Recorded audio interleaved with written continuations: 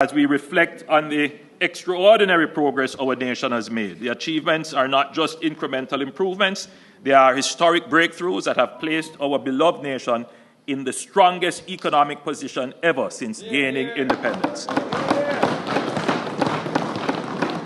The numbers do not just tell a story of improvement, they tell a story of transformation, of an economy that has overcome decades of instability, uncertainty, and crisis to achieve a level of stability, strength, and resilience that Jamaica has never before experienced. The leader of the opposition and the opposition spokesman on finance in their presentation attempted to whitewash their record and suggested that analysis of the country's economic performance does not go back far enough to do justice to their contribution. I do not believe they can complain if we start at independence. There are several generations of young people who do not know our modern economic history. There are generations of middle-aged and older Jamaicans who experienced the history but did not quite understand it or have forgotten about it. Then there are those who were the architects of the destructive past. Some quietly and privately admit shame over their actions, but some still try to justify their actions and absolve themselves of responsibility as they battle for your mind.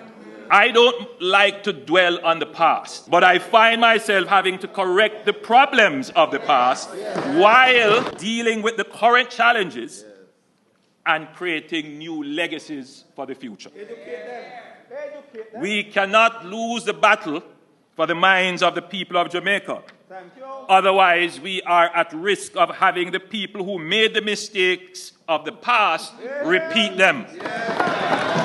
Let us examine the facts. Let's start with inflation. The table now being displayed shows that the average annual inflation under my administration has been 5.5%, the lowest under any administration since 1972. This is within the inflation target of 4 to 6%, despite the effect of global inflation resulting from the post-COVID supply chain shocks and geopolitical conflicts.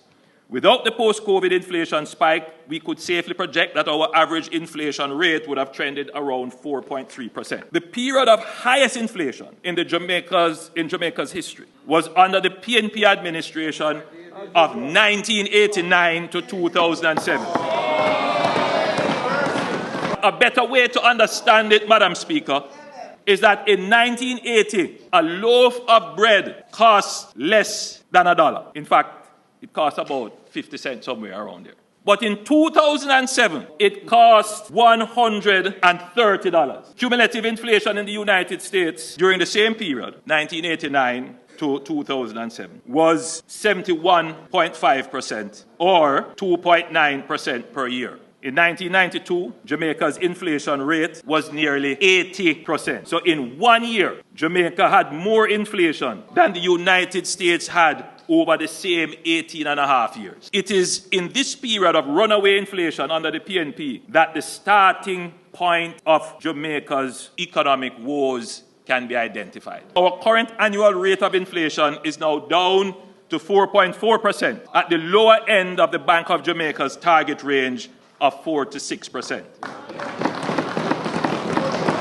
Through well-managed fiscal and monetary policy, we have brought inflation back down to sustainable level. My administration has instituted a robust policy of inflation targeting through disciplined monetary policy of the independent central bank, supported by responsible fiscal policies of the central government. We must not allow the failed policies of the PNP to destroy the gains we have made in managing inflation over the decades.